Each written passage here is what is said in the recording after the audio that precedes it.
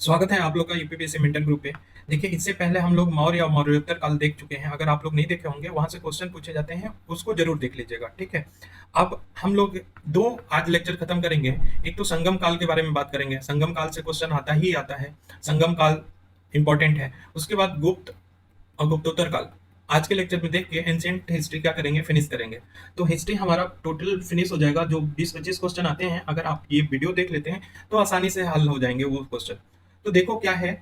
संगम काल जब हमने उसका कालखंड बताया था, तो ये बताया था कि साउथ में चला था, ठीक है। ये लगभग 1000 ईसा पूर्व में महापाषाण संस्कृति थी। कहाँ पे? ये भी बताया था कि नॉर्थ में जब आयरन एज चल रहा था, या लौह काल चल रहा था, उस समय ही साउथ में महापाषाण काल चल रहा था। कौन सा? महापाषाण। महापाषाण का सबसे ज्यादा साक्ष्य हमें कहाँ मिलता है? साउथ में ही मिलता है, ठीक है ना। तो ये बता रखा है। अब देखो संगम काल कहाँ पे था। संगम, इसको पहले एरिया डिफाइन करते हैं, उसके बाद इसको डिटेल में पढ़ते हैं।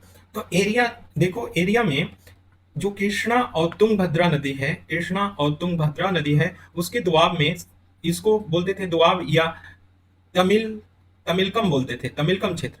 तो कृष्णा तुंगभद्रा दोआब में ही संगम था। संगम साहित्य या संगम का क्षेत्र कौन माना जाता है? तो कृष्णा और तुंगभद्रा के दोआब में, या इसी को तमिलकम क्षेत्र भी बोलते हैं। तो पहली बात तो ये हुआ, ठीक है। और तमिलकम प्रदेश में देखें तो चेर, चोल और पांडे आदि राज्यों का क्या किया जाता है? अध्ययन किया जाता है। तो ये कृष्णा और तुंगभद्रा के दोआब में ही चेर, चोल, पांडे आदि का अध्ययन किया जाता है, ठीक। अगर इसके कालखंड को देखें तो दूसरी सदी ईसा पूर्व से लेकर तीसरी सदी तक माना जाता है, लेकिन फिर भी इस पे विवाद है। इतिहासकारों में विवाद है इसके कालखंड को, लेकिन आप याद रखते हैं सकते हैं दूसरी सदी ईसा पूर्व से सेकेंड बीसी से लेके थर्ड एडी तक था, ठीक है। तो ये ध्यान रखना। संगम साहित्य की बात करें तो संगम का अर्थ क्या होता है? तो संगम का अर्थ होता है समागम या सम्मिलन। क्या होता है? समागम या सम्मिलन होता है, ठीक है। तो तमिलकम प्रदेश में जो दोआब बताया था कृष्णा और तुंगभद्रा, उसी को तमिलकम प्रदेश बताया था कि उसी दोआब को क्या बोलते हैं? तमिलकम क्षेत्र बोलते हैं। उसमें तमिल कवियों और विद्वानों का समागम होता था। उसी को हम लोग क्या बोले? संगम बोले। उसी को क्या बोले? संगम बोले। जो तमिलकम प्रदेश में तमिल कवियों का, किसका? तमिल कवियों का या विद्वानों का समागम होता था, उसको संगम बोले। और इस समागम में जो साहित्य रचा गया, जो साहित्य लिखा गया, उसे संगम साहित्य बोला गया। तो हमारे ख्याल से संगम साहित्य के बारे में क्लियर हो गया, ठीक। नेक्स्ट क्वेश्चन ये पूछता है कि संगम साहित्य में हमें क्या मिलता है? तो संगम साहित्य में संगम काल के राजनीतिक, सामाजिक, धार्मिक और आर्थिक पक्षों की जानकारी मिलती है। तो संगम काल के संगम साहित्य से हमें राजनीतिक, सामाजिक, धार्मिक और आर्थिक पक्षों की जानकारी मिलती है, ठीक है। जो संगम ग्रंथ हैं वो तमिल भाषा में रचित थे, ठीक है। और ये ध्यान रखना कि जो संगम ग्रंथ थे वो किस में थे? तमिल भाषा में थे। और संगम ग्रंथों को दो वर्गों में बांट के देखा जाता है, ठीक है। दो वर्गों में बांट के देखा जाता है। यहाँ से क्वेश्चन पूछा जा चुका है, इसलिए बोल रहे हैं। याद रखना, दो संगम ग्रंथ को दो पार्ट में बांटते हैं। एक तो आख्यानात्मक लिखा गया ग्रंथ। जो आख्यानात्मक ग्रंथ लिखा गया उसको वीर गाथा काव्य भी बोला जाता है। जो आख्यान लिखा गया था वो संगम काल के वीर गाथा काव्य भी बोला जाता है। दूसरा क्या लिखा जाता था कि उपदेशात्मक लिखा जाता था, ठीक है। तो अगर आख्यानात्मक को देखें तो क्या बोला जाता था? तो मेल कड़कू बोला जाता था। क्या बोला जाता? मेल कड़कू। और वहीं कील कड़कू बोला जाता था उपदेशात्मक को। मेल कड़कू किसको बोला जाता था? आख्यानात्मक का, जिसमें वीरगाथा होता था, वीरगाथा काव्य भी कहा जाता था जिसको। और उपदेशात्मक को कील कड़कू बोला जाता था। और ये ये दो पार्ट थे, ठीक है। और एक अन्य आधार पे देखें तो पहला आधार हो गया कि आख्यान लिखा जाता था, दूसरा उपदेश दिया जाता था। और उनको किस किस नाम से जाना जाता है ये भी देख लिए, मेल कड़कू और किल कड़कू के बारे में। ये यूपीपीसीएस में पूछा जा चुका है कि आगम आगम इसमें प्रेम संबंधी कविताएं हैं। दूसरा पूरम होता था। इसमें राजाओं की प्रशंसा में कविताएं लिखी गई है। तो पूछा गया था कि संगम साहित्य में प्रेम संबंधी कविताएं भी है, प्रेम के बारे में है, उपदेशात्मक है। तो ये अगर आप जानते थे तो इसमें 1 और 2 करके आया था कि 1 सही है, 2 सही है। तो ये अगर आप जानते होते तो सही हो जाता, ठीक। तो देखो, संगम साहित्य के बारे में देखें तो संगम साहित्य के बारे में एक तो वीर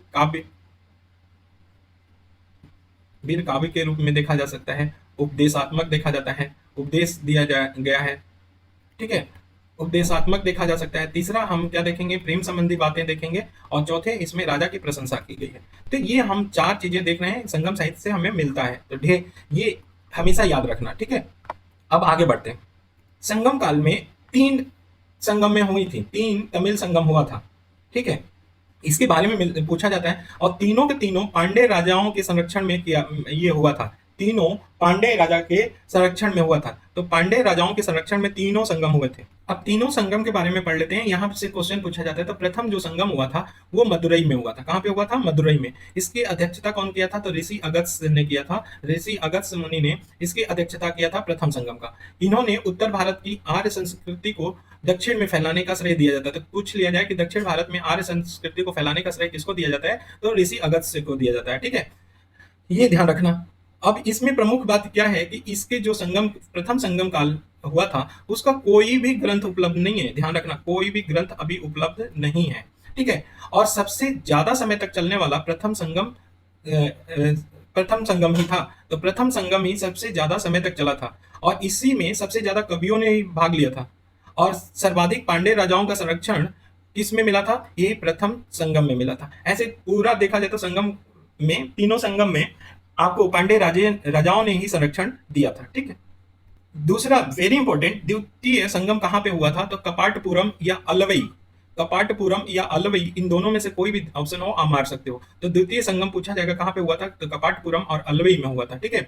और इसमें शुरू में देखें तो अगस्त्य ऋषि ने किया था। शुरू में, प्रारंभ में इसका संगम का, द्वितीय संगम का अध्यक्षता कौन किया था? अगस्त्य ऋषि किए थे। लेकिन बाद में जाके ये अगस्त्य ऋषि के शिष्य थे कौन? तोल्कापियर।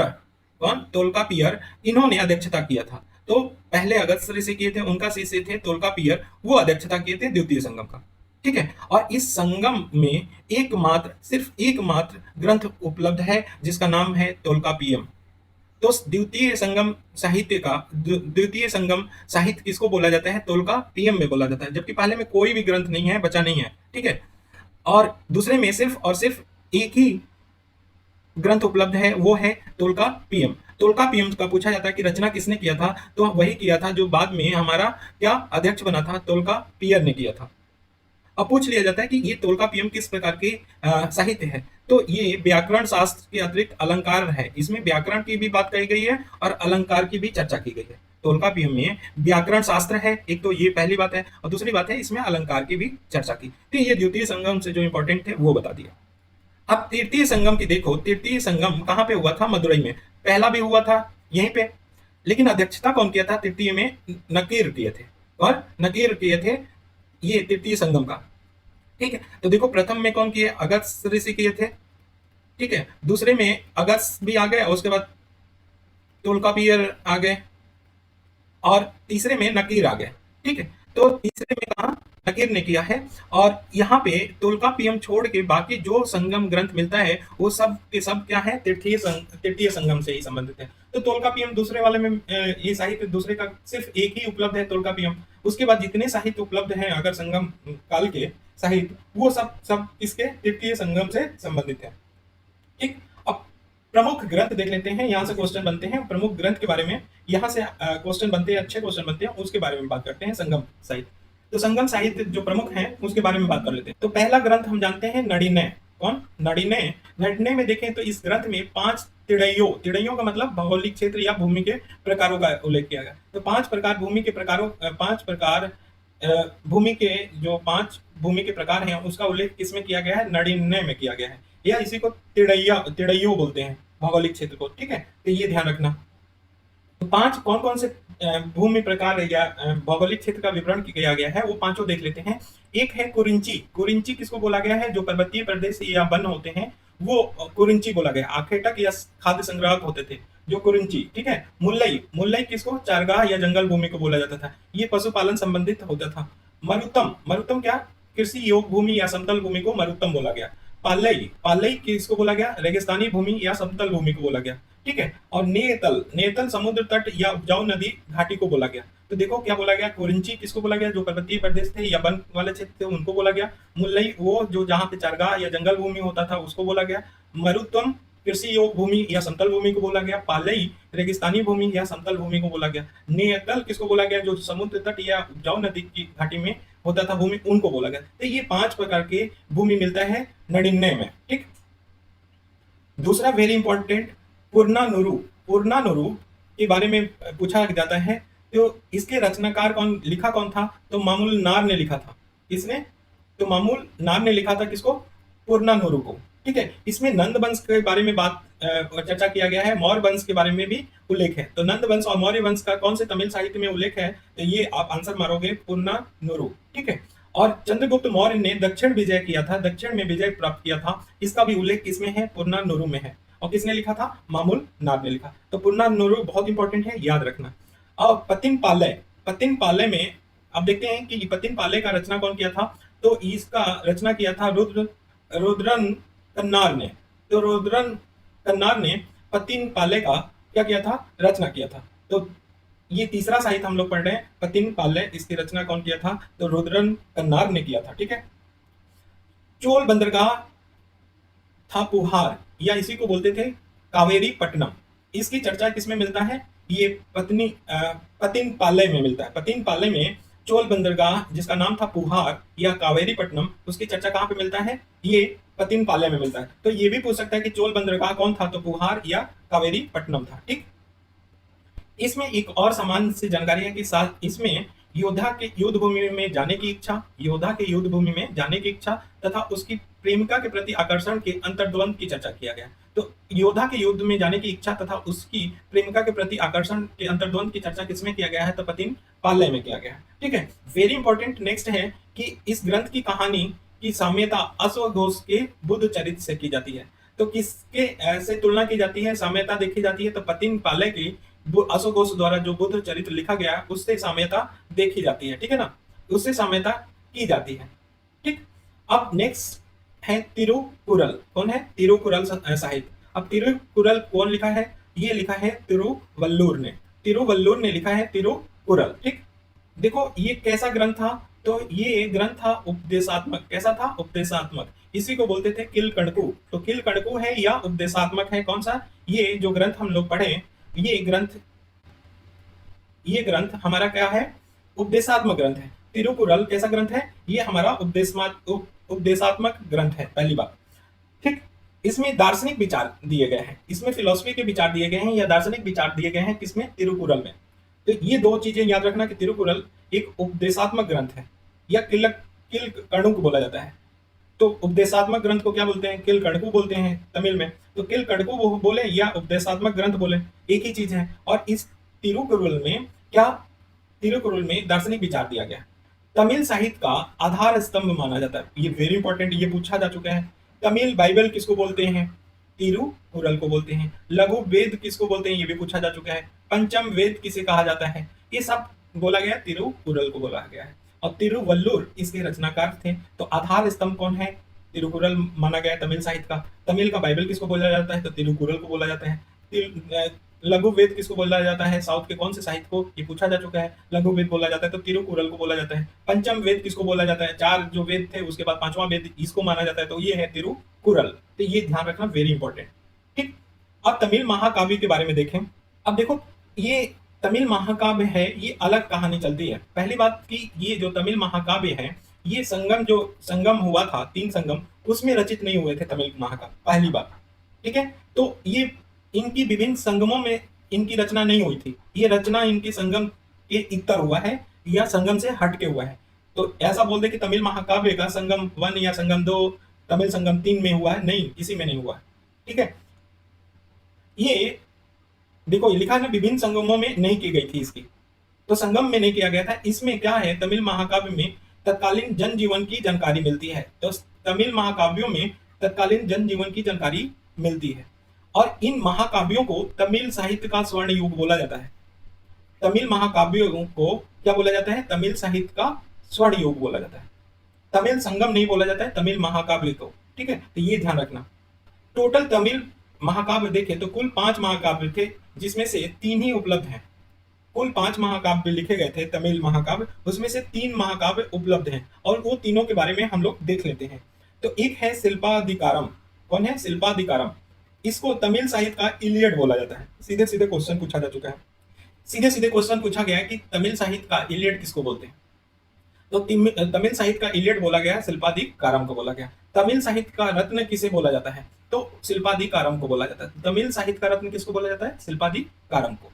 शिल्पाधिकारम के लेखक कौन है ये पूछा जाता है, तो इलांगो अदगिल है। इलांगो अदगिल ये शिल्पाधिकारम के क्या है?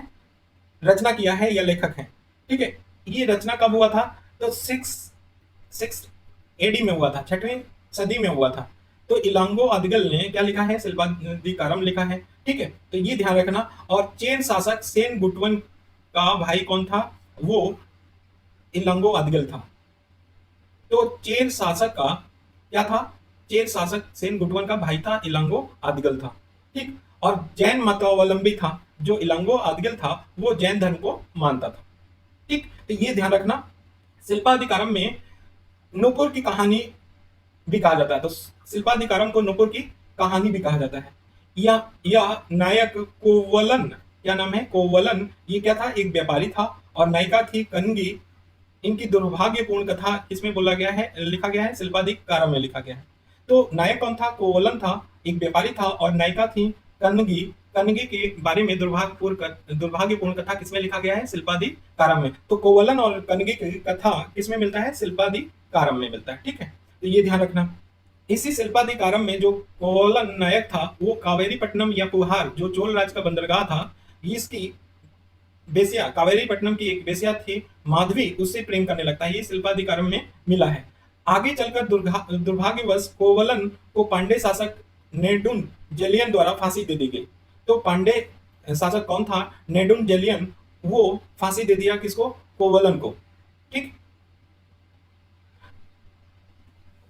सॉरी, यहाँ पे थोड़ा सा चेंज है, हमने गलत बोल दिया। क्या हुआ कि आगे चल के कोवलन को फांसी की सजा कौन सुनाया? पांडे शासक नेडुन जेलियन ने सुनाया। ठीक है, बाद में इसी को कड़गी द्वारा, जो कड़गी द्वारा कोवलन को निर्दोष सिद्ध करने पे आत्मग्लानिवश नेडुन जेलियन की मृत्यु हो गई। तो कहने का मतलब है कि कोवलन को फांसी तो दिया था कौन? पांडे शासक। ठीक है, पांडे शासक कौन दिया था? नेडुन जेलियन ने दिया था फांसी। और कड़गी द्वारा बाद में इसको क्या किया था? कोवलन को निर्दोष सिद्ध कर दिया गया, जिसके कारण आत्मग्लानि हुई नेडुन जेलियन को और वो उसकी मृत्यु हो गई। तो ध्यान रखना कि कोवलन को फांसी कौन दिया था? पांडे शासक नेडुन जेलियन ने दे दिया था। और उसके बाद में ये खुद नेडुन जेलियन को आत्मग्लानि बस ये क्या हो गई? इसकी मृत्यु हो गई। और उसको निर्दोष कौन साबित किया था? कोवलन को। नेडुन जेलियन के सामने कोवलन को निर्दोष साबित कौन किया था? वो कड़गी ने किया था। ठीक है, तो ये ध्यान में रखना। और यही हमें याद है ना, कन्नगी ऊपर बने या कड़गी बोले, वो यही है। ठीक है, ये ध्यान रखना इस चीज को। कड़गी द्वारा क्रोध से पांडे राजधानी मदुरई को जलाया जाता है। अंत में चेर राज में उसकी मृत्यु हो जाती है। तो कड़गी क्या करते हैं? पांडे राजधानी, जो पांडे की राजधानी है मदुरई, उसको जलाया जाता है। तो ये शिल्पाधिकारम में लिखा गया है। इसको बस एक बार, ये पीडीएफ हमने दे रखा है, एक बार आप एक नजर जरूर गड़ा के 12 जून के एग्जाम में बैठिएगा। ठीक है, मणिमेखले। मणिमेखले दूसरा तमिल महाकाव्य पढ़ने जा रहे हैं। 5 महाकाव्य थे, उसमें से 3 बचे हैं। तो तीनों के बारे में एक तो पढ़ लिया, शिल्पाधिकारम, दूसरा है मणिमेखले। तमिल साहित्य का ओडिसी बोला जाता था। कौन? मणिमेखले बोला जाता है ओडिसी। जबकि इलियड किसको बोला गया है? शिल्पाधिकारम का। मणिमेखले का कौन लेखक है? तो सितलय सतनार है। सितलय सतनार है मणिमेखले के लेखक। ठीक है, इसकी भी रचना लगभग 6 एडी में हुआ, 6 एडी में हुआ था। ठीक है, सितलय सतनार अनाज व्यापारी था और बौद्ध मत को मानने वाला था। वही देखो, शिल्पाधिकारम का लेखक जैन मत को मानने वाला था। और सितलय सतनार क्या था? अनाज व्यापारी था और बौद्ध मत को मानने वाला था। ये शिल्पाधिकारम जो लिखा गया था उसकी कथा का आगे का विस्तार है। मणिमेखले में शिल्पाधिकारम की जो कथा है उसके आगे का विस्तार किसमें लिखा गया है? मणिमेखले में लिखा गया। ठीक है, इसमें नायिका मणिमेखले कोवलन की वेश्या प्रेमिका माधवी की पुत्री थी। इसकी नायिका जो अगर देखें तो इसकी नायिका मणिमेखले कोवलन की वेश्या प्रेमिका माधवी की पुत्री थी। तो सीधा सीधा समझो कि मणिमेखले में जो नायिका थी वो कोवलन की एक वेश्या थी ना, जो ऊपर पड़े थे, माधवी, उसकी पुत्री थी वो नायिका इस मणिमेखले में। ठीक, इसमें उस जो नायिका थी उसमें उसके साहसिक जीवन का वर्णन मिलता है और बाद में वो बौद्ध भिक्षुणी बन जाती है। उसकी कथा इसमें लिखा गया है मणिमेखले में। और इस ग्रंथ में मद्रोई के सुंदर विवरण मिलता है। तो मद्रोई के बारे में विवरण इसमें मिलता है, सुंदर विवरण मिलता है मणिमेखला में। और जीवक चिंतामणि तीसरा था, जीवक चिंतामणि। इसके लेखक कौन थे? तो तिरुक्त देवर थे।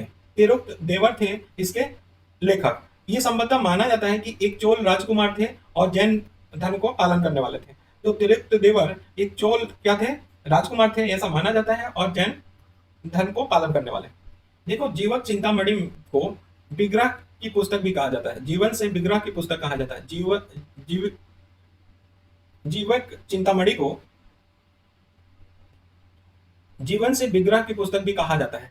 किसको? जीवक चिंतामणि को। ठीक, तो ये ध्यान रखना। दूसरी बात है कि इसमें इसका जो नायक है जीवक चिंतामणि में, वो नायक कौन है? जीवक है। वो अपने पराक्रम से 8 रानियों से विवाह करता है। कौन? जीवक 8 रानियों से विवाह करता है, आनंद पूर्वक जीवन जीता है, लेकिन बाद में वो क्या बन जाता है? जैन भिक्षु बन जाता है। इसके बारे में जीवक चिंतामणि में लिखा गया है। और कौन लिखा है? तिरुक्त देवर ने लिखा है। ठीक है, देखो, बहुत अच्छे से हम लोग तमिल संगम के बारे में पढ़ लिए और संगम काल के साहित्य को बहुत अच्छे से देखें।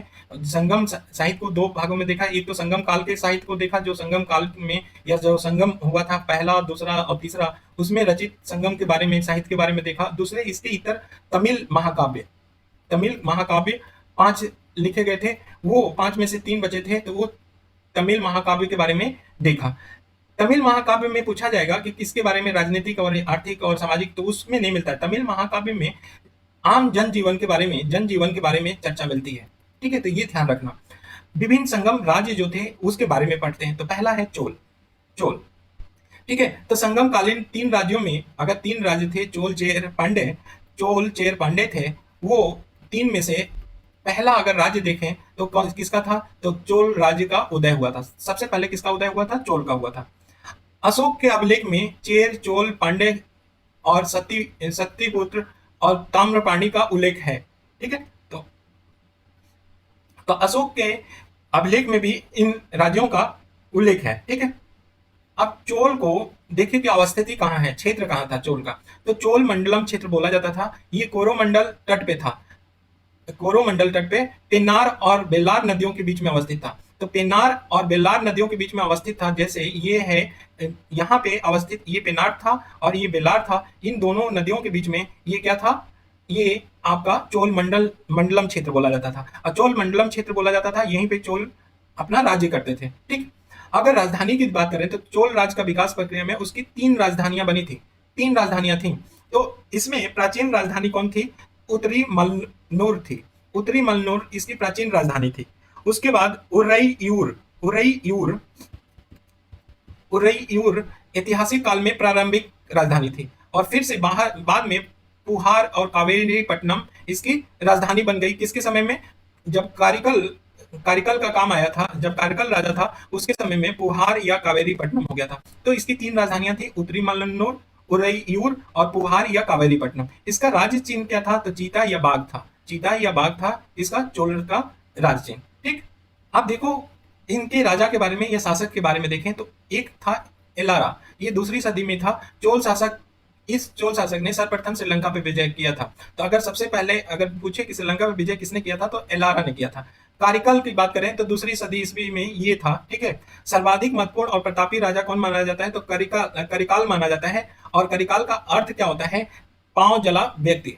ठीक है, तो सर्वाधिक चोल का प्रतापी राजा कौन था? करिकाल था। ठीक, और पुहार या कावेरीपट्टनम की स्थापना किसने किया था? तो यही करिकाल ने किया था और इसको राजधानी बनाया था। ठीक है ना। श्रीलंका पे ये फिर से विजय प्राप्त करता है और वहां से बंदी बनाए गुलामों से कावेरी नदी की बांध बनाया है। वेरी इंपॉर्टेंट, कावेरी नदी की बांध बनवाया था किसने? करिकाल ने बनवाया था। और श्रीलंका से जो विजय प्राप्त की थी, तो वहां से जो बंदी बनाए गए थे गुलामों, उसके द्वारा वो कावेरी नदी का बांध बनाया गया था। अब दूसरा चलते हैं चेर की बात देखें तो भौगोलिक अवस्थी में देखें तो मलबार तट पे था। मलबार तट किसको बोलते हैं? तो ये देखो साउथ में ये जो तट था ये चेर के हिस्से में था। ठीक है ना, केरल वाला राज्य। इधर क्या पढ़ा? अभी चोल पढ़ा। ठीक, तो ये दिमाग में अवस्थिति बैठा के चलना, भौगोलिक क्षेत्र। अब देखें इसकी राजधानी। तो राजधानी में देखो इसकी करुयूर या वांजी प्रथम राजधानी थी किसकी? चेर की। और द्वितीय राजधानी क्या थी? टोंडी। तो करियूर या बांजी इसकी प्रथम राजधानी थी चेर की और दूसरी थी टोंडी। इसका राज्य चिन्ह क्या था? धनुष। इसका राज्य चिन्ह क्या था? धनुष। प्रमुख चेर शासक में देखें तो चेर उदयन जेरल, चेर सेन गुटवन और चेर पारी, चेर इर इन रोपोरई, नाम भी अजीब होते हैं, चेर इन इरपोरई और चेर से। तो इसमें सबसे ज्यादा चेन सेन गुटवन का नाम होता है और इसी से सबसे ज्यादा अगर क्वेश्चन पूछे जाते हैं तो इसी से पूछे जाते हैं। चलिए देखते हैं। तो पहला पूछा जाए कि चेर का प्रथम शासक कौन था? चेर शासक प्रथम, तो वो चेर उदयन जेरल था। उदयन जेरल था प्रथम शासक, ठीक है। इसके बारे में कहावत है कि जो कुरुक्षेत्र में लड़ाई हुई थी उसके योद्धाओं को भोजन कराया था कौन? चेर उदयन जेरल ने। इसके बारे में कहावत कहा जाता है जो कुरुक्षेत्र में लड़ाई हुई थी महाभारत या जो भी, वो लड़ाई में भोजन कराने वाला कौन माना जाता है? योद्धाओं को उदयन जेरल माना जाता है। इसको महाभोज की उपाधि दी गई थी इसीलिए, ठीक। अब शेर गुटवन, सेन गुटवन, चेर सेन गुटवन के बारे में देखें तो चेर वंश का सबसे प्रतापी राजा था। और ये क्वेश्चन पूछा गया कि लाल चेर किसको बोलते हैं? तो लाल चेर इसी को बोलते हैं। भल्ला चेर भी इसी को बोलते हैं। समुद्र का पीछा करने वाला भी किसको बोलते हैं? समुद्र का पीछा करने वाला भी सेन गुटवन को बोलते हैं, ठीक। सेन गुटवन के बारे में देखें तो ये सातवाहन का शासक था, यह श्री सतकर्णी उसके समकालीन था। सेन गुटवन किसके सातवाहन, कौन सा शासक था? यह श्री सतकर्णी उसके समकालीन था सेन गुटवन, ठीक है। जो तबे महाकाव्य में ऊपर बता चुके हैं, शिल्पाधिकारम लिखा था, किसने लिखा था? तो इलंगो अदगिल ने लिखा था। वो चेर सेन गुटवन का क्या था? भाई था, ठीक। और चेर सेन गुटवन ने इसी महाकाव्य से प्रभाव से चेर राज्य में कड़गी की पूजा या पतिव्रता की या पत्नी की पूजा या सती पूजा की प्रथा चलाई थी। तो इसी के प्रभाव की वजह से कड़गी की पूजा होती है साउथ में, या पतिव्रता पत्नी की पूजा की जाती है, या सती पूजा शुरू करवाया था कौन? चेर सेन गुटवन ने करवाया था, ठीक। अब पांडे आ जाते हैं। अब देखो हम लोग चेर और चोल अवस्थिति की बात करें तो यहाँ चोल पढ़ा, यहाँ चेर पढ़ा, ठीक है। इसके बीच में कौन था? ये पांडे था, ठीक। तो ये चोल था और ये चेर था, ठीक। तो ये अवस्थिति हो गया। तो चोल और चेर के मध्यवर्ती क्षेत्र में अवस्थित था कौन? पांडे। इसकी भी दो राजधानियां था, ये ध्यान रखना, कोरकई और मदुरई। ये दो राजधानियां थी किसकी? पांडे की, कोरकई और मदुरई। ध्यान रखना। राज चिन्ह क्या था? मछली था, ठीक है। पांडे राज का सर्वप्रथम उल्लेख किसके द्वारा किया गया था? तो मेगास्थनीज द्वारा किया गया था। पांडे राज का सर्वप्रथम उल्लेख किसके द्वारा किया गया था? मेगास्थनीज के द्वारा किया गया था, ठीक। अगर पांडे राज की देखें तो पांडे राज मोतियों के लिए सबसे ज्यादा प्रसिद्ध था। ये वेरी इंपॉर्टेंट पूछा जा चुका है। पांडे राज मोतियों के लिए प्रसिद्ध था, ठीक है। और पांडे राज्य का रोमन साम्राज्य से दूतों का आना जाना था। ये भी बात याद रखना कि पांडे राज्य का रोमन साम्राज्यों से दूतों का आना जाना था पांडे राज्य में। प्रमुख पांडे शासक के बारे में देखें कौन कौन थे? तो पहला था नेडियोन। नेडियोन के बारे में देखें तो ये पांडे राज का प्रथम शासक था, ठीक है। और इसकी ऐतिहासिकता के बारे में हम स्पष्ट रूप से नहीं कुछ कह सकते नेडियोन के बारे में। फिर पूछा जाता है, ये पूछा जा चुका है कि समुद्र पूजा के आरंभ किसने कराया था? तो नेडियोन ने कराया था। जबकि चेर शासक सेन गुटवन ने पत्नी पूजा प्रारंभ कराया था, ऊपर बता चुके हैं। तो समुद्र पूजा किसने स्टार्ट किया था? तो नेडियोन ने किया था, ये ध्यान रखना, नेडियोन ने किया था। अब नेडू जेलियन के बारे में आते हैं तो ये सबसे प्रतापी पांडे शासक था, सबसे प्रतापी था, ठीक। एक इंपॉर्टेंट फैक्ट है नेडू जेलियन के बारे में कि तलैया लंगनाम की एक युद्ध हुआ था। तलैया लंगनाम का युद्ध हुआ था। कौन सा? तलैया लंगनाम, बार बार बोल रहे हैं। तलैया लंगनाम युद्ध हुआ था किसके किसके बीच में? चेर, चोल और अन्य जुड़े हुए थे। उसमें पांडे ने इनको हराया और चेर एक से थे शासक, चेर से शासक था, उसको बंदी बना लिया था। कौन? नेडू जेलियन। तो चेर चोल को हराया कौन था? पांडे शासक, वो था नेडू जेलियन ने हराया था। और चेर से को बंदी कौन बनाया था? नेडू जेलियन ने बनाया था। नेडू जेलियन के बारे में सबसे इंपॉर्टेंट बात यह है कि नेडू जेलियन को जो इलंगो आदिल रचित थी शिल्पाधिकारम, उसका नायक भी कहा जाता था। तो जो शिल्पाधिकारम है उसका नायक किसको कहा जाता है? कुछ संदर्भों में कहा जाता है नेडू जेलियन को नायक, शिल्पाधिकारम को किसको? नेडू जेलियन को बोला जाता है, ठीक है। लेकिन समानतः अगर देखें तो कोवलन को नायक माना जाता है, लेकिन कुछ संदर्भों में नेडू जेलियन को भी नायक माना गया है शिल्पाधिकारम में। अब संगमकालीन सामाजिक व्यवस्था की देखें बात करें तो ये यहाँ से क्वेश्चन बन जाता है। तो बड़ व्यवस्था था यहाँ पे, तो जब बड़ व्यवस्था की बात बोलेंगे तो यहाँ प्रचलित नहीं था, तो बड़ व्यवस्था संगम समय में नहीं था, ये मारोगे, ठीक। दूसरी बात ऊपर बता दी है कि अगस्त ऋषि द्वारा उत्तर से दक्षिण में आर्य का प्रभाव या भारतीय धर्म, उत्तर भारतीय धर्म का या वैदिक धर्म का प्रभाव पड़ा। तो दक्षिण का आर्यकरण किसने किया था? तो अगस्त ऋषि ने किया था, तो ये ध्यान रखना। अब प्रमुख देवता से क्वेश्चन जरूर पूछे जाते हैं संगम कालीन के, अब देख लेते हैं। संगम काल के प्रमुख देवता कौन थे? तो मुरुगन माने जाते हैं, इनको सुब्रमण्यम बोला जाता है या मुरुगन। ठीक है, तो प्रमुख देवता कौन है संगम काल के? तो सर्वाधिक प्रमुख देवता है मुरुगन। ठीक है, साम्यता अगर देखें मुरुगन का तो स्कंद या कार्तिकेय से किया जाता है। योधे सिक्के पे कार्तिकेय का अंकन मिलता है। योधे सिक्कों पर किसका मिलता है? कार्तिकेय का अंकन मिलता है। इंद्र पुहार या कावेरी पट्टनम के विशेष समारोह में जो इंद्र को देखें, इंद्र की बात कर रहे हैं, इंद्र भगवान की, तो पुहार या कावेरी पट्टनम के विशेष समारोह में इंद्र की क्या किया जाता था? पूजा किया जाता था। पुहार और कावेरी पट्टनम हम बताए थे चोल के, ये क्या था?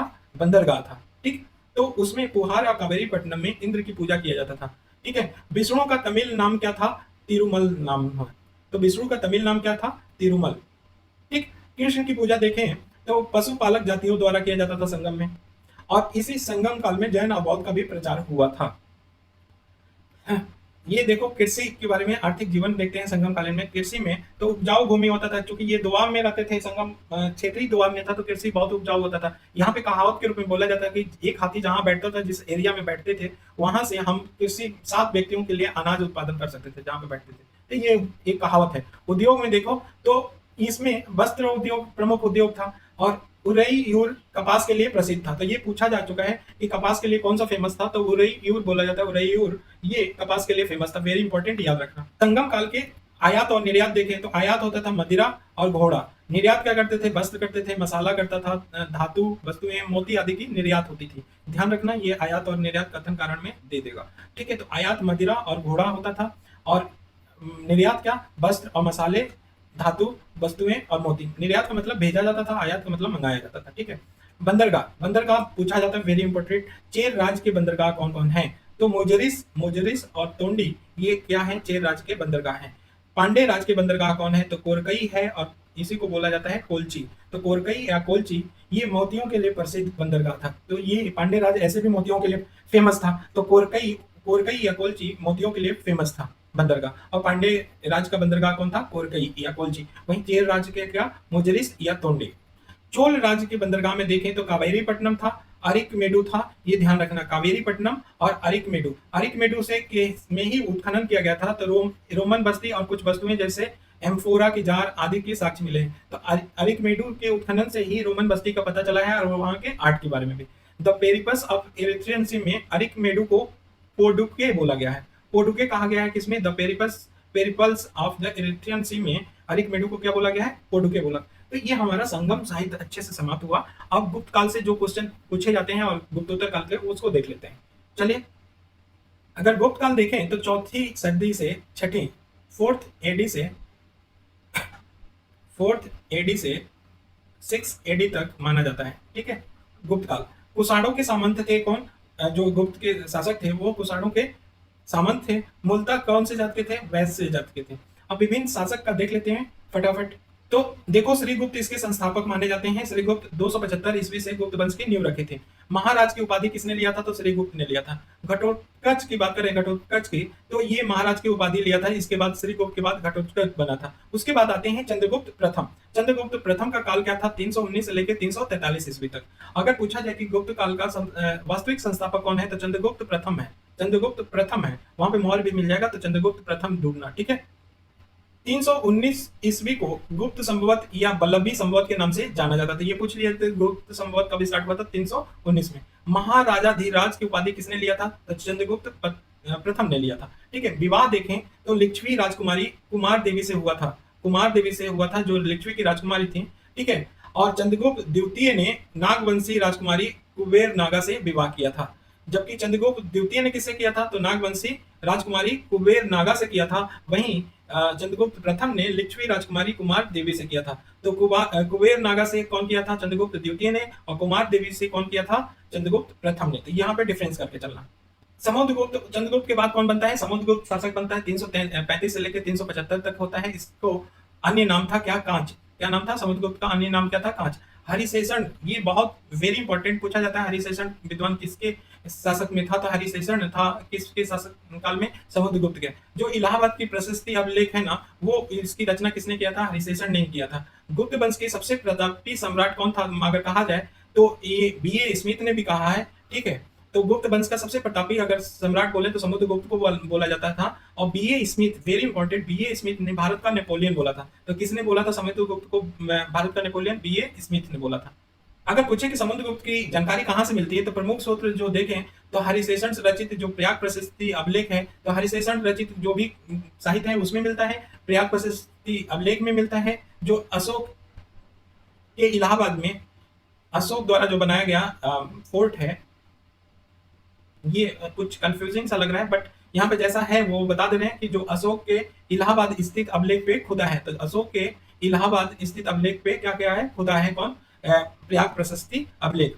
प्रयाग प्रशस्ति अभिलेख में विभिन्न राजनीतिक विजयों, जैसे आर्यव्रत के 9 राजाओं, दक्षिण के 12 राजाओं की विजय के बारे में बताया गया है। तो आर्यव्रत के 9 राजाओं की विजय किया था कौन? समुद्रगुप्त। और दक्षिण के 12 राजाओं पे विजय प्राप्त किया था समुद्रगुप्त। ठीक है। सांस्कृतिक में देखें तो अश्वमेध यज्ञ, कविराज की उपाधि, वीणा वादक तत्वों की चर्चा है। तो प्रयाग प्रशस्ति में ही हमें मिलता है कि इसने आर्यवर्त के 9 राजाओं को हराया था, दक्षिण के 12 राजाओं को हराया था, अश्वमेध यज्ञ कराया था कौन? समुद्रगुप्त। कविराज की उपाधि लिया था कौन? समुद्रगुप्त। वीणा वादक था, बहुत अच्छा वीणा बज जाता था कौन? समुद्रगुप्त। ठीक है। समुद्रगुप्त के बाद आता है स्कंदगुप्त। कौन आता है? स्कंदगुप्त। इसको जूनागढ़ के अभिलेख में हूणों की विशेष चर्चा है। ये स्कंदगुप्त, ये याद रखना, पूछा जाता है कि हूणों को पहली बार हराने वाला कौन था? तो स्कंदगुप्त था। तो जूनागढ़ अभिलेख में हूणों की विशेष चर्चा किया गया है और इसके रोकने में स्कंदगुप्त सफल हुए थे। तो हूणों को हराया कौन था पहली बार? तो स्कंदगुप्त ने हराया था। उसके बाद आदमी तो भानुगुप्त है। भानुगुप्त में देखें तो जो एमपी का एरण अभिलेख है, एमपी में, इन्हीं से संबंधित है। ठीक है। और अगर कहें सती प्रथा का प्रथम साक्ष्य कहाँ मिलता है? तो एरण अभिलेख से ही मिलता है। और भानुगुप्त से जुड़ा हुआ अभिलेख किसको बोलते हैं? एरण अभिलेख को। ठीक है। देखो यहाँ पे चंद्रगुप्त द्वितीय के बारे में नहीं बोला गया है। चंद्रगुप्त द्वितीय के बारे में बोल दें कि महाधिराजा के छोड़ के बाकी सारी उपाधि चंद्रगुप्त द्वितीय द्वारा, जो भी उपाधि पूछा जाए वो चंद्रगुप्त द्वितीय द्वारा मार देना, बस। ये सिंपल सा कंसेप्ट है। ठीक। अगर विष्णुगुप्त की बात करें तो विष्णुगुप्त ये अंतिम गुप्त शासक था। गुप्तकालीन प्रशासन के बारे में देखें, प्रशासन को इंपॉर्टेंट है, कुछ इंपॉर्टेंट पॉइंट को देखते हैं। तो देखो मौर्य के बाद अगर देखें तो मौर्य के बाद फिर से केंद्रीकृत शासन, सेंट्रलाइज शासन की स्थापना कहाँ पे देखने को मिलता है? गुप्तकालीन में। बाद में ये कमजोर शासकों के समय सामंती प्रवृत्तियों का विकास होता है। तो बाद में भले ये सेंट्रलाइज नहीं रह जाता है, लेकिन ये मौर्य काल के बाद एक बार फिर से सेंट्रलाइज शासन कहाँ देखा जाता है? केंद्रीकृत शासन देखा जाता है गुप्तकालीन में। ठीक है। और गुप्त जो शासक होते थे वो स्वयं को दैविक अधिकारों की दावा करते थे। ठीक। अब गुप्तकालीन समाज की बात देखें तो वर्ण व्यवस्था क्या हो गया था? बहुत जटिल हो गया था। इस समय आते आते विभिन्न वर्णों की जातियां और उपजातियों का विकास इस गुप्त काल में देखा जाता है। कायस्थ जाति का उदय सबसे पहले कहाँ पे देखा जाता है? गुप्त काल में ही देखा जाता है। कायस्थ जाति जो होते हैं उनके उदय।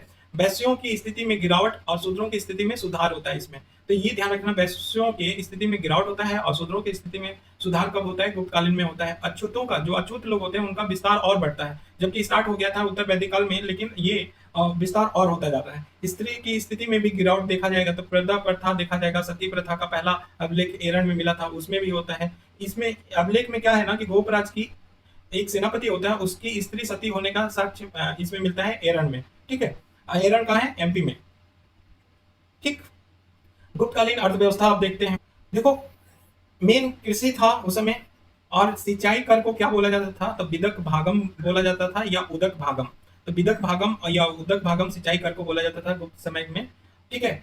गुप्त अभिलेखों में भूमि कर को क्या बोला जाता था? उद्रंग बोला जाता था। तो उद्रंग कहते थे किसको? जो भूमि कर होता था। और विदक भागम या उदक भागम क्या था? सिंचाई कर था। ये ध्यान रखना। कौशय बोला गया था किसको? गुप्त में काल में रेशम को बोला गया था। कौशय किसको बोला गया है? पूछा गया था। कौशय बोला गया है रेशम को। श्रेणी व्यवस्था का उल्लेख मिलता है किसमें? गुप्त काल में। राजा का श्रेणियों के संचालन में कोई हस्तक्षेप नहीं होता था। ध्यान रखना, राजा का श्रेणियों के संचालन में कोई हस्तक्षेप नहीं होता था। ये संगठन व्यापारियों के द्वारा और उनकी व्यापार में समुचित संचालन के लिए स्थापित किया जाता था। क्या होता था? व्यापारी अपने में क्या होते थे? इकट्ठा होकर ये श्रेणी का निर्माण करते थे। ठीक। श्रेणियों का स्थानीय प्रशासन में क्या होता था? महत्व होता था। Very important. श्रेणी ही वेतन, काम करने के नियमों और मानकों को सुनिश्चित करते थे। तो जो श्रेणी होते थे वो वेतन, काम करने के नियम और मानकों को सुनिश्चित करते थे। कौन? श्रेणी करते थे। नेक्स्ट देखें तो भूमि दान की व्यवस्था का विस्तार हुआ किसमें? गुप्त काल में। मंदिरों और ब्राह्मणों को सबसे अधिक ग्राम अनुदान में दिया जाने लगा। यह साक्ष्य कहाँ मिलता है? प्रथम साक्ष्य तो मिलता है सातवाहन में, लेकिन दूसरा अगर देखें तो सबसे ज्यादा विस्तार मिलता है गुप्त काल में। ठीक है। व्यापार वाणिज्य में रोमन साम्राज्य के पतन के बाद गिरावट होता है। तो जब रोमन साम्राज्य क्या हो जाता है, पतन हो जाता है, तो व्यापार जो हो रहा था मध्य एशिया से वो टूट जाता है। उसके बाद यहाँ पे गिरावट देखा जाता है। अब जाके जो पश्चिम क्षेत्र में थे, अब दक्षिण क्षेत्र की तरफ, पूर्व दक्षिण पूर्व एशिया में, साउथ ईस्ट एशिया में, एशियान जो कंट्री अभी बोला जाता है, उसकी तरफ ये लोग व्यापार में विस्तार करने लगे। ठीक है। तो जब देखा जाए तो भड़ौच क्या था? भड़ौच सबसे ज्यादा जब रोम साम्राज्य का पतन नहीं हुआ था तब मुख्य बंदरगाह था। तो जैसे ही रोम साम्राज्य का पतन हुआ तो पश्चिम से हट के अब ताम्र लिपि, क्योंकि अब हमें पूरब की तरफ, दक्षिण पूरब की तरफ जाना था, तो ताम्र लिपि हो गया प्रमुख बंदरगाह। तो ये ध्यान रखना, कंसेप्ट है इसलिए ध्यान रखना। ठीक। नेक्स्ट क्वेश्चन पूछा जाता है कि दिनार क्या था? तो प्रमुख स्वर्ण सिक्का था गुप्त काल में। दिनार क्या था? स्वर्ण सिक्का था। गुप्त चंद्रगुप्त द्वितीय रजत सिक्का जारी किया था, उसका नाम है रूपक। क्या? रूपक। तो रूपक क्या होता था? रजत सिक्का होता था या चांदी का सिक्का होता था। और ये रजत सिक्का जारी करने वाला गुप्त काल का पहला शासक माना जाता है कौन? चंद्रगुप्त द्वितीय। गुप्तकालीन धर्म के बारे में बात करें तो चंद्रगुप्त ने राजकीय धर्म, गुप्तों की राजकीय धर्म था, तो चंद्रगुप्त द्वितीय ने परम भागवत की उपाधि ली थी। ठीक है। गुप्तों का राजकीय चिन्ह क्या था? गरुण था। ध्यान रखना, गरुण था। विष्णु के 10 अवतारों में 12 अवतार सर्वाधिक फेमस था। किसमें? गुप्तों के काल में। ठीक है। अगर गुप्त काल के प्रमुख मंदिर देखें तो देवगढ़ मंदिर कहाँ है? झांसी में। ये दशावतार मंदिर भी विष्णु को समर्पित है। तो देवगढ़ में कौन सा है? दशावतार मंदिर है विष्णु को, वो इस काल से संबंधित है। ठीक है। शैव धर्म में देखें तो कुमार गुप्त और स्कंद गुप्त के नाम शैव धर्म से संबंधित है। तो कुमार गुप्त और स्कंद गुप्त ये दोनों शैव धर्म से संबंधित थे। नेक्स्ट क्वेश्चन पूछा जाता है कि त्रिमूर्ति रूप का विकास कब हुआ था? ब्रह्मा विष्णु महेश जो बोला जाता है, इसका विकास सर्वप्रथम गुप्त काल में ही हुआ था। सूर्य की पूजा तो कुमार गुप्त के मंदसौर अभिलेख में शिव एवं पार्वती तथा स्कंद गुप्त के इंदौर अभिलेख में सूर्य की पूजा का उल्लेख मिलता है। वेरी इंपॉर्टेंट, कुमार गुप्त के मंदसौर अभिलेख में शिव और पार्वती की पूजा की उल्लेख मिलता है, वहीं स्कंद गुप्त के इंदौर अभिलेख में।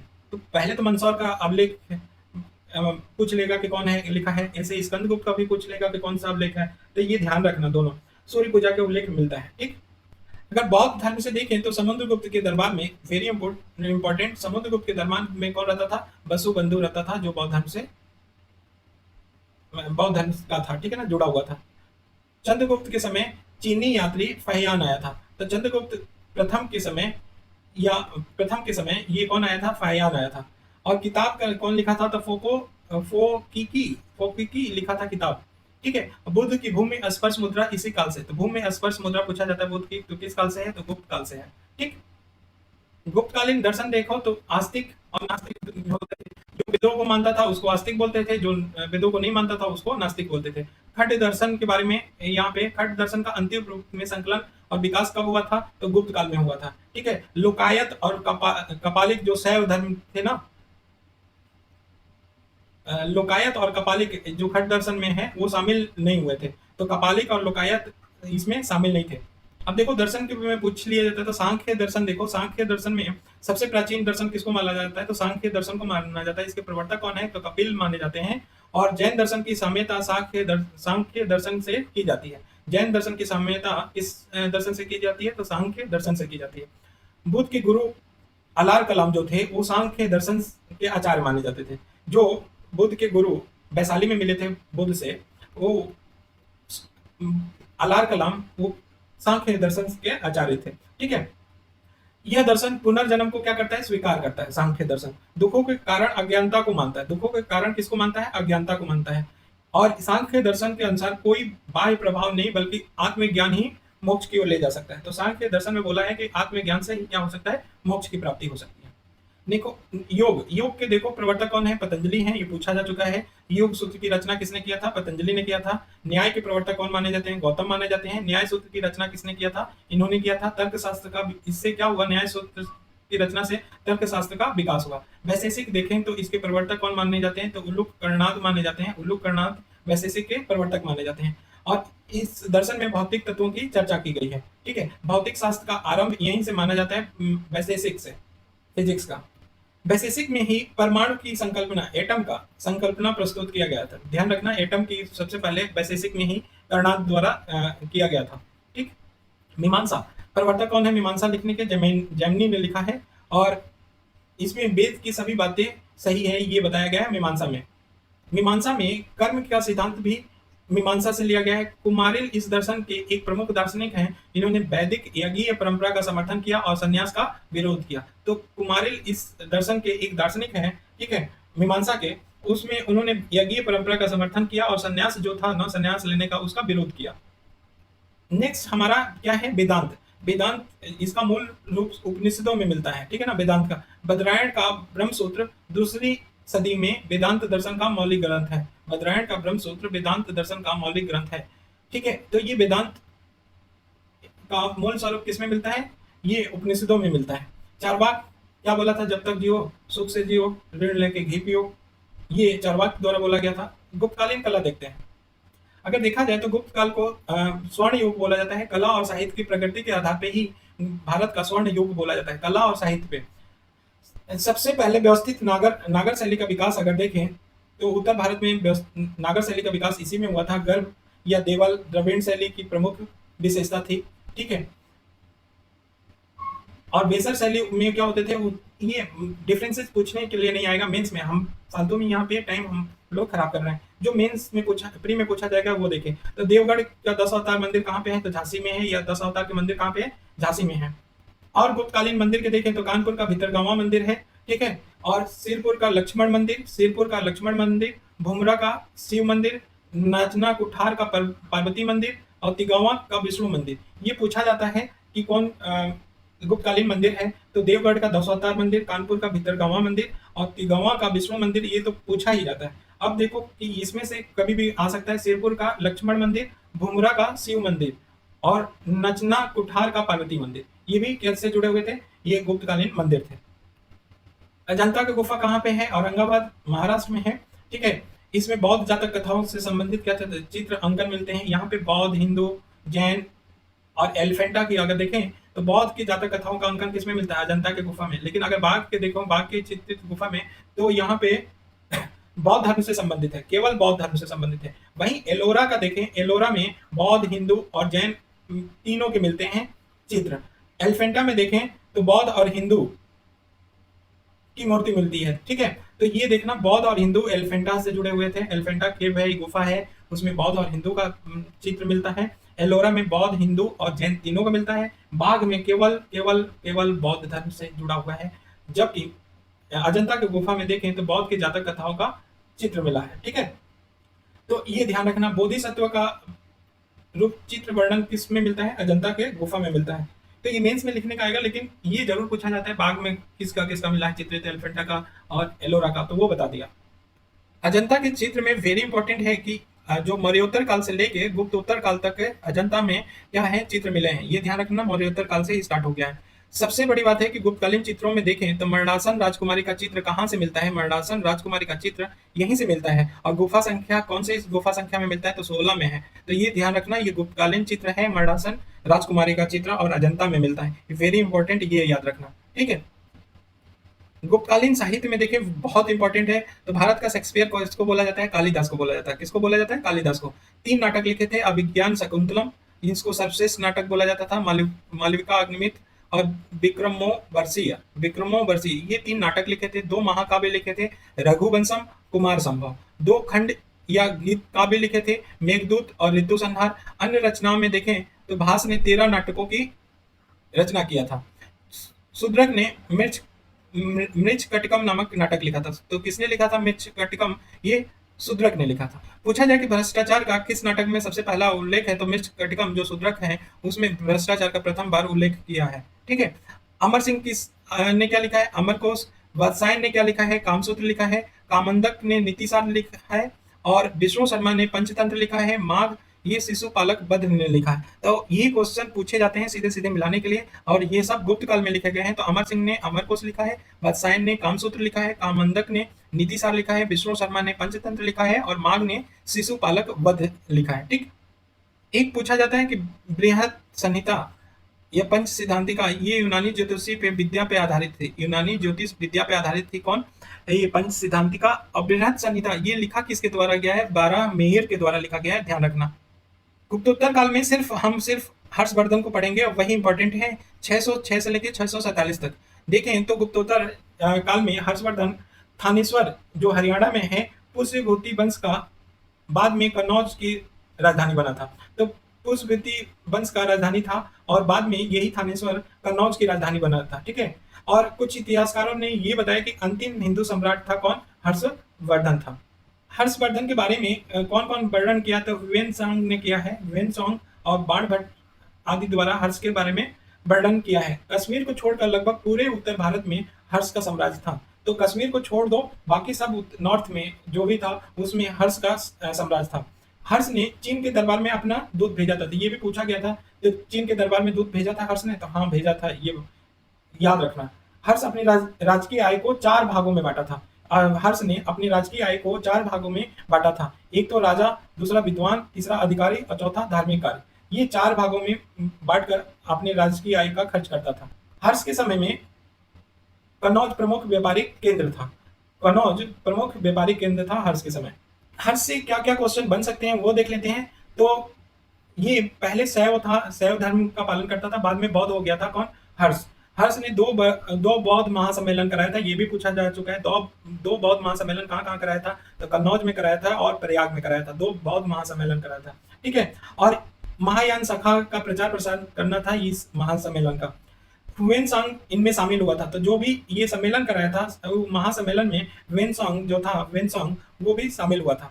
साहित्य की बात करें तो हर्षवर्धन द्वारा खुद ही 3 नाटक लिखे गए थे। वो 3 नाटक है नागानंद, रत्नावली और प्रिय दर्शक का। तो 3 लिखे गए थे, नागानंद, रत्नावली और प्रिय दर्शक किसके द्वारा, हर्ष के द्वारा। फिर पूछा जाता है कि हर्षचरित और कादम्बरी किसने लिखा है, तो ये बाणभट्ट ने लिखा है। कादम्बरी और हर्षचरित किसने लिखा है, बाणभट्ट ने लिखा है। ये क्वेश्चन पूछता है।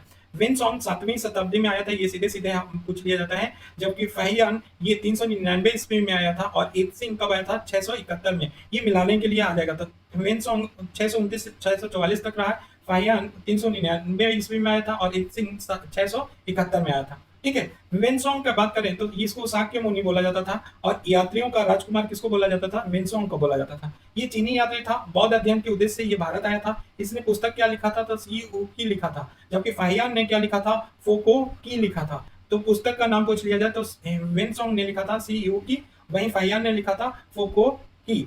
ह्वेनसांग भिनमाल की यात्रा किया था। तो पूछा जाता है कि भिनमाल की यात्रा कौन किया था, चीनी यात्री, तो ह्वेनसांग ने किया था। ह्वेनसांग मथुरा के सूती वस्त्रों के केंद्र के रूप में वर्णन किया है। सूती वस्त्र को रूप में मथुरा को वर्णन किया है। बनारस को, ये वाराणसी को रेशम वस्त्रों के केंद्र के रूप में उल्लेख करता है। कौन करता है, ह्वेनसांग करता है। सूती वस्त्र का केंद्र किसको मानता है, मथुरा का, और रेशमी वस्त्र का केंद्र किसको मानना है, बनारस को, या वाराणसी को।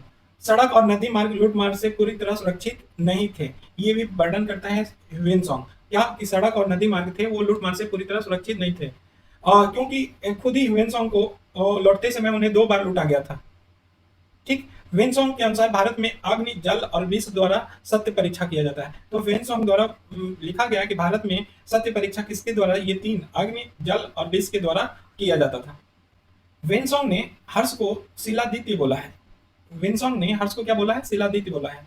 शूद्रों को कृषक कहता है कौन, ह्वेनसांग। शूद्रों को क्या बोलता है, कृषक बोलता है। ये सब पूछे जाते हैं। ह्वेनसांग चूंकि हर्ष के काल में आया, इसके विवरण से ही ज्यादातर पता चलता है हर्ष के बारे में। तो ये सारी चीजें ऑप्शन में देखने को मिल सकता है। सिंचाई के संबंध में घंटी यंत्र या राहट का उल्लेख कौन करता है, ह्वेनसांग करता है।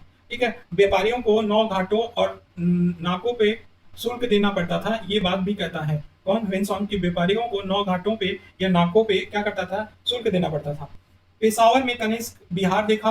मुल्तान में सूर्य मंदिर होने का उल्लेख किया है। तो मुल्तान में सूर्य मंदिर होने का उल्लेख किया है और इसने ह्वेनसांग ने पेशावर में कनिष्क विहार देखा था। ठीक है, इसके अनुसार नालंदा विश्वविद्यालय की स्थापना शाक्रादित्य ने किया था। शाक्रादित्य किसको बोला है, ये कुमारगुप्त को बोला है। तो शाक्रादित्य किसको बोला है, कुमारगुप्त को, और कुमारगुप्त ने ही नालंदा विश्वविद्यालय, और इसका भी साक्ष्य देता है ह्वेनसांग। ठीक है, जो बौद्ध दर्शन के महायान दर्शन की शिक्षा का केंद्र था कौन, ये पूछा जाता है कि नालंदा हीनयान शिक्षा का केंद्र था कि महायान, तो महायान शिक्षा का केंद्र था।